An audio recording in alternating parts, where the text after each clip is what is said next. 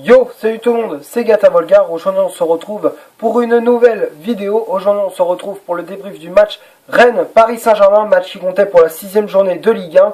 Et victoire du Paris Saint-Germain sur le score de 3-1. Il fallait réagir avec cette victoire face à Rennes après notre défaite cinglante en Ligue des Champions contre Liverpool. Et là il fallait vraiment réagir.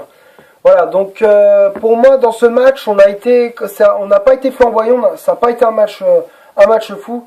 Mais bon, on a le strict minimum est fait, on prend les 3 points et voilà ce qui est fait. Donc du coup, on prend les 3 points et on enchaîne notre série de 6 victoires en 6 matchs.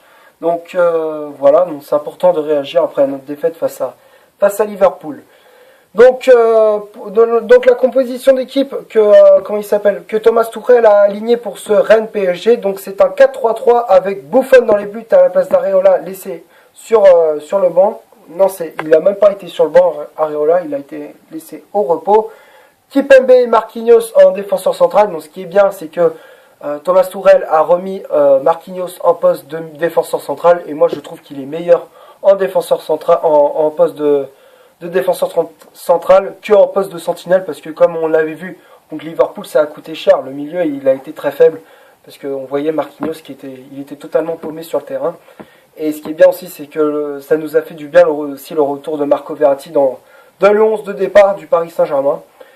Donc du coup, comme je viens de le dire, la composition, donc Kimpembe et Marquinhos qui étaient en défenseur central, Meunier latéral droit, Bernat latéral gauche, Rabiot en poste de sentinelle, Di Maria et Verratti en poste de milieu relayeur, Cavani en pointe de l'attaque parisienne, Neymar ailier gauche et Draxler et les droits à la place de Kylian Mbappé, toujours suspendu, qui est, je crois, suspendu de 3 matchs ou 4 matchs, je sais plus, suite à son expulsion face à Nîmes.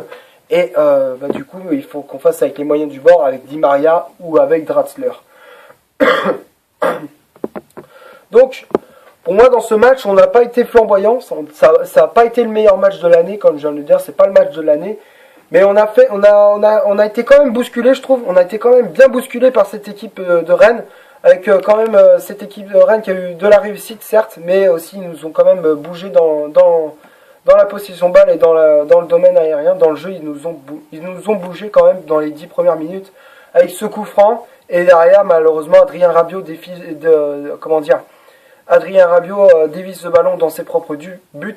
Du coup, il fallait attendre pendant tout le long de la première période, Rennes menait 1-0. Et à la 45e, juste avant la pause, c'est Angel Di Maria qui égalise pour le PSG. Et quand Di Maria a marqué, ça m'a fait extrêmement plaisir parce que il avait été décevant pour moi lors du match contre Liverpool en Ligue des Champions. Donc pour moi, il fallait qu'il ait une réaction l'international argentin. Et là, il a marqué, donc ça fait vraiment plaisir. Après, seconde période, 61e minute de jeu, Thomas Meunier donne l'avantage au Paris Saint-Germain 2-1, puis 3-1. Grâce à un but d'Eric Maxime Choupo-Moting, la recrue de cet été en provenance de Stoke City en Angleterre. Et du coup, grâce à son entrée, il inscrit le 3e but parisien. Ça fait au score final 3-1. Donc pour moi, globalement, après, que dire des entrées de Kehrer, Choupo-Moting et Nkunku. Donc Kehrer qui est rentré à la place de Meunier, Choupo-Moting à la place de Verratti et de Neymar à la place de Christopher Nkunku. Donc pour moi, il y a encore du boulot. Franchement, il y a encore du boulot. On s'est fait quand même bien bouger par cette équipe rennaise. Donc comme dans le jeu, en première période, comme je viens de le dire, on s'est fait bouger. Rennes, ils nous ont pas mal bougé. Mais heureusement qu'il y avait Marquinhos et Kimpembe en défense. Mais c'est vrai que Thiago Silva, quand même, il nous manquait en défense parce que Marquinhos, je trouve qu'il n'est pas assez aux commandes de la défense parisienne. C'est vrai qu'il y a encore du boulot en défense. Mais bon, je peux comprendre aussi le choix de Thomas Tuchel de préserver Thiago Silva pour la Ligue des Champions. Mais alors, par contre, ce soir, il y a un joueur qui m'a bien saoulé. Par contre, cet après-midi, je veux dire, il y a bien un joueur qui m'a saoulé. C'est bien Juan Bernat. Pour moi, Juan Bernat n'est pas à la hauteur. Pour moi je dis, Juan Bernat, pour moi, il n'est pas fait pour le PSG.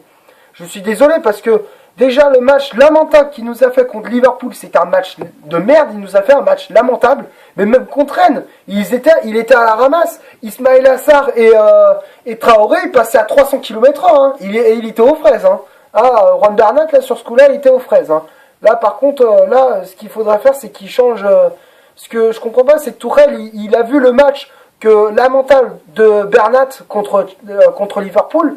Et je comprends pas, c'est qu'il le fait encore titulariser contre Rennes. Et la preuve, ça nous a coûté cher sur le côté droit là. Ismail Assar et Traoré, ils passaient droit devant. Hein. Enfin, il traçait Bernat et il était aux fraises. Hein. Et à chaque fois, ça nous coûtait cher, quoi. Des occasions, heureusement qu'il fallait Buffon, il fallait qu'un très bon Gianluigi Buffon. Voilà, donc je comprends, mais je comprends pas, c'est parce qu'il faudrait qu'il fasse aussi jouer des petits jeunes, comme par exemple le petit Msoki, par exemple. Par exemple, ce joueur-là, pour moi, c'est un petit jeune, et pour moi, il est à la hauteur. Parce que pour concurrencer les Kurzawa, pour moi, il faut un joueur qui le bouge un peu. Alors qu'on a recruté Bernat, je trouve qu'il, pour moi, il n'est pas à la hauteur. Déjà, les matchs qu'il a fait contre Liverpool, le match, comme je viens de le dire, contre Liverpool, ça a été nul à chier. Bah alors contre Rennes, il s'est fait bouffer, mais totalement, quoi. Sur le côté, il a été inexistant. Après, que dire du milieu Rabiot, Di Maria, Verratti. C'est vrai que Marco Verratti nous manquait dans le milieu en Ligue des Champions. Et là, contre Rennes, là, il a pu calmer ce jeu. Mais c'est vrai qu'à Paris, on aurait dû recruter un milieu défensif, un sentinelle qui sait calmer le jeu. Un mec comme Thiago Motta, quoi. Un Thiago Motta, par exemple, ou un Kanté, si tu préfères. Donc du coup, c'est vrai qu'on met Adrien Rabiot, mais Adrien Rabiot, je trouve qu'il est pas serein quand il est, en poste de sentinelle. Je trouve qu'il est pas serein. Di Maria, bon, il a brillé comme d'habitude. Di Maria, je trouve qu'il est meilleur c'est vrai qu'il est bon en milieu relayeur. Il a réagi aussi, mais aussi il est bon sur les côtés. Je trouve qu'il est meilleur sur les côtés qu'en milieu, mais il a quand même pu briller en poste de milieu relayeur. Après l'attaque, Cavani, Cavani, moi je trouve il s'est créé 3-4 occasions, il aurait pu les mettre au fond, mais c'est dommage, quoi, parce que la défense rennaise a été très solide, donc El Matador n'a pas marqué. Après Draxler, bon, il a bien joué, Draxler a fait un très bon match, tout comme Neymar. Après, que dire des entrées de Kierer, Choupo-Moting et Nkunku. Nkunku, il a fait, je vais pas trop le juger non plus, parce que bon, il a pas montré grand chose. Kierer, je trouve qu'il a pas fait une entrée il a fait une entrée mais pas top, quoi, pas tip top, parce que bon, il a fait 3-4 centres faciles à faire, 1 ou 2 centres à faire, facile à faire, il les loupe. Donc pour moi, je trouve que Thilo Kehrer, il y a encore du boulot. Et bon, Choupo-Moting, lui, c'est une entrée, un but, hein, voilà. Bon, pour moi, je trouve que Choupo-Moting, il a été très bon. Pour moi, il a été très bon, il a été très bon à la place de Marco Verratti. Bon, je pense qu'il a voulu renforcer son attaque avec les côtés, aux côtés de Neymar et de Nkunku, et aussi de Cavani et Draxler. Donc je pense que là, du coup, ça a payé cash, et derrière on inscrit le troisième but qui nous met à l'abri. Donc score final 3-1.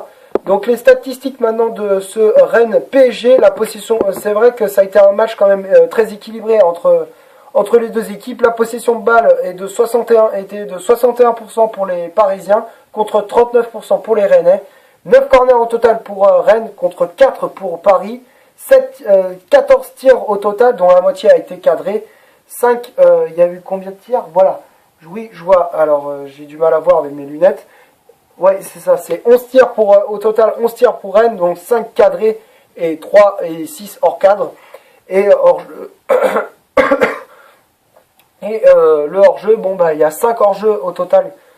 Il y a eu 5 positions hors-jeu pour Rennes contre 4 pour Paris. Faute commise, il y a encore du boulot. Franchement, il y a encore du boulot. 18 au total pour... non, c'est 16, pardon. 16, parce que des fois, avec le trait, on voit pas très bien si c'est un 18 ou un 16. Il y a eu 16 fautes commises pour le PSG contre 10 seulement pour Rennes. C'est vrai qu'il y a encore du boulot, parce que si on fait ça contre les autres équipes, genre l'Étoile Rouge de Belgrade ou encore Naples, ça peut nous coûter cher quand même. Ça peut coûter des occasions, et ça peut nous coûter la victoire et les 3 points. Voilà, donc au classement, on est toujours premier. 6 victoires en 6 matchs, hein, avec un bilan de... c'est vrai qu'un bilan de 6 victoires en 6 matchs, donc c'est vrai que c'est important de s'imposer pour garder la première place et prendre de la distance par rapport aux autres clubs. Donc du coup, donc on va passer maintenant au top et au flop de cette vidéo. Les tops pour moi, ça a été Kimpembe, Marquinhos, Meunier et Buffon pour la phase défensive. Di Maria, Verratti sont pour moi les tops. Neymar, Cavani et Draxler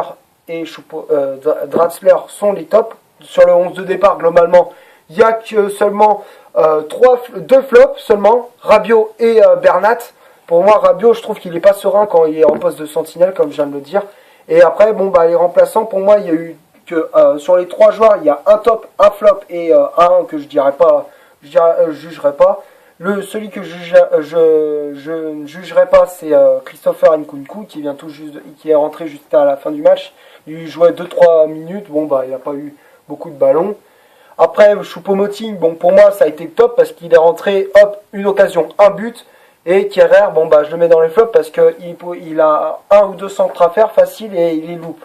Donc, du coup, franchement, il y a quoi s'inquiéter pour Tino Kerrer. Voilà, donc c'est tout ce que j'ai à dire. Merci d'avoir regardé cette vidéo. Comme d'hab, si ça t'a plu, tu laisses un énorme like. Tu cliques ici pour t'abonner, pour rien rater de mes vidéos. Tu cliques ici pour voir une autre vidéo. Et moi, je te dis à la prochaine pour un prochain débrief. Salut!